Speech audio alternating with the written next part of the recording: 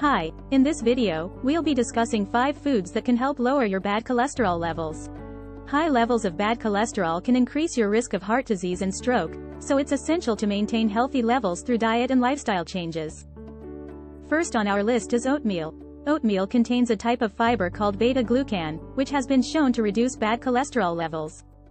Eating a bowl of oatmeal for breakfast is an excellent way to start your day and keep your cholesterol in check.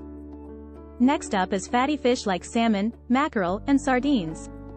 These fish are high in omega-3 fatty acids, which can help lower triglycerides and reduce inflammation in the body, which can contribute to heart disease. Third on our list is almonds. Almonds are rich in monounsaturated and polyunsaturated fats, which can help lower bad cholesterol levels. They are also a great source of fiber, vitamin E, and magnesium.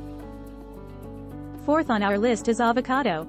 Avocado is a great source of heart-healthy monounsaturated fats and fiber.